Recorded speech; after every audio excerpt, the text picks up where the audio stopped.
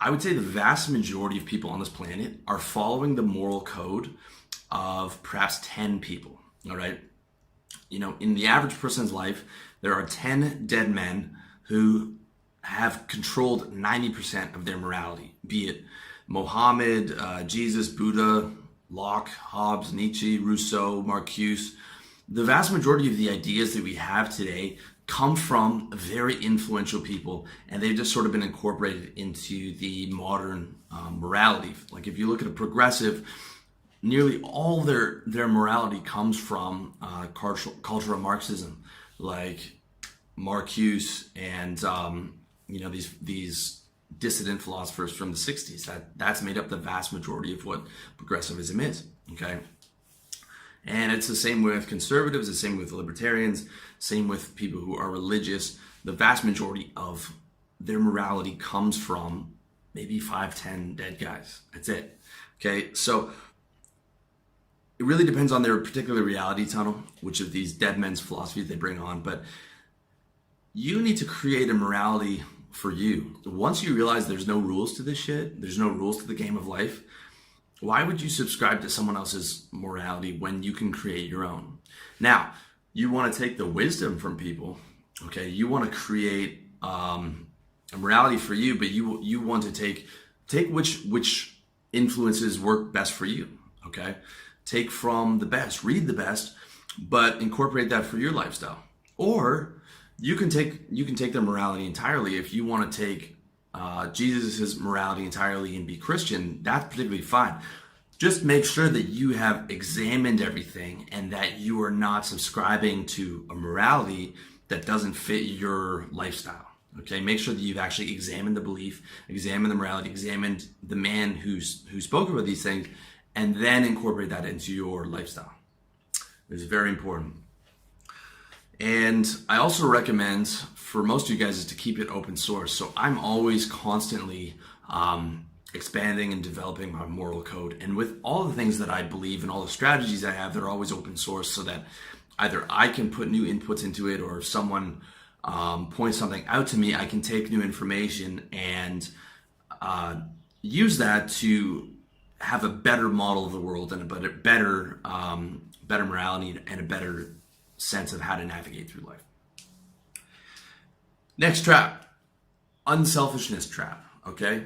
Similar to my video on how to live better by being selfish, the belief that you have to put others' happiness above yours is not a good way to live, okay? The best way to live is to maximize your own happiness. When you maximize your own happiness, number one, you're able to spread that around to the people around you, because just by being happy, you stand out from everyone else and you make other people happy around you. All your interactions, the checkout girl, the person who, your security guards, everyone in your life is going to benefit from your happiness. Your parents, your friends, everyone, right? Others benefit. And instead of trying to control other people and impose your morality on them in this false sense of altruism, you just focus on maximizing your own happiness and spread that to others, okay? No one's happiness has to be in front of yours. Why would it? It doesn't make any sense. If you want to do nice things for people and do charity because it makes you happy, do it. But you don't have an obligation to do anything except for make yourself happy, right? As long as you're not hurting anybody and you're not ripping people off, why wouldn't you put your own happiness first? Okay, it makes sense. Also, when you maximize your own value, everyone else benefits, okay? For example, I understand that I'm only as good as the value that I create. So if I want to make money and get respect and adulation, I have to create a lot of value. And over the last 5 years, that's what I've tried to do. And that's what I've done with this site. My videos are entirely selfish, okay? I'm a for-profit businessman, and don't get me wrong, I love what I do. I'm obsessed with it, but I do it for money. I do it for respect. I do it for guys telling me that the adulation, whatever it is. And it's a win-win. So I make myself valuable. I add value to you for selfish reasons. And then in return, you get value, or hopefully you do. And it's completely selfish, but that is a smart way to go about things. I don't think about what I want. I present what the marketplace wants. I add value so that I can get the things that I want. All right. That's the smart way to do it. You love what you do it for your profit, but you add value. Okay. You add value, and then in turn, you are rewarded. Okay. But it's completely selfish. It's completely selfish. And that's okay. You're supposed to be. Like, I want to, if I'm going to buy a book from someone, I don't expect them to be unselfish. If I'm going to buy a product from somebody, I want them to be a selfish, for-profit businessman who is doing the absolute best to add value, which in turn maximizes his profit and his respect. And that's the guy that I want to buy from, right? So forget about this whole idea of unselfishness. It's guys who are really selfish and built really awesome companies that change the world. I mean, like, look at a guy like Steve Jobs. Look what he created. I'm speaking to you on a smartphone that he invented from being extremely selfish, focused on a goal, focused on creating an amazing business, and he built the most influential, highest market cap company in the world that has changed the world drastically and in incredibly positive ways. Okay, so this is very important. Next trap is the group trap. Okay, in the words of the great comedian Bill Burr, who the fuck joins a group?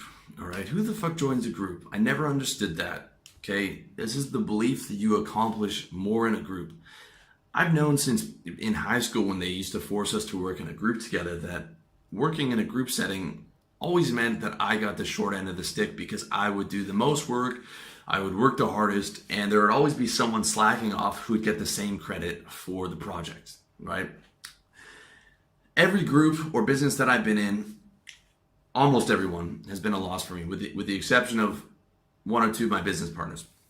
Okay, if you're a high IQ, productive, strong-willed guy, chances are other people are going to hold you back. All right, a group only works for you when you are at the bottom and you get the results of the higher achievers without having to put in the same work. That's the only time a group works for you. If you are a top performer, then other people are naturally, for the most part, going to hold you back.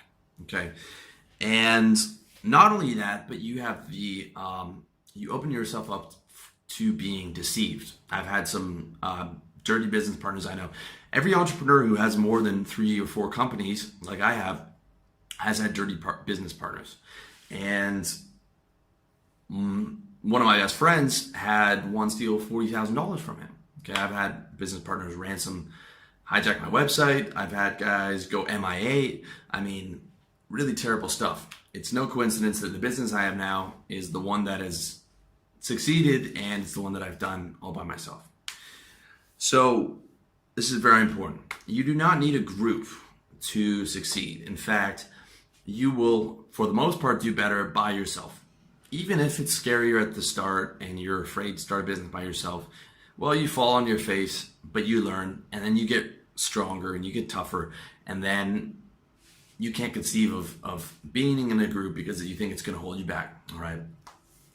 And instead of let me partner with all these people, you figure out how to do things on your own, and then you subcontract that out to people so that the result is determined and very clear, and if the person isn't working well, you can get rid of them, right?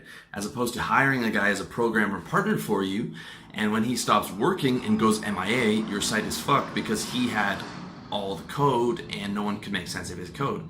Ask me how I know, because that's exactly what happened to me and my partner. So I would avoid groups. The only thing I would consider would be a mastermind group of guys who are actual winners. Okay, guys who are actually doing well. And chances are this is not going to be an online mastermind group, because guys who are actually doing well don't advertise. They don't want a bunch of guys who don't know what they're doing joining their group unless they're going to hustle them for money. It will more be like high value, high earning guys that you meet, in person, or you can maybe reach out to them if you can prove that you are successful. For example,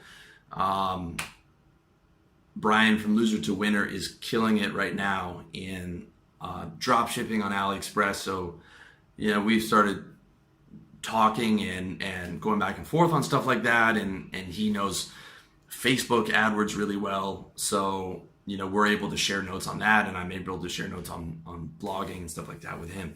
So that's a situation where it's useful but for the most part, it's not going to be useful for you. All right.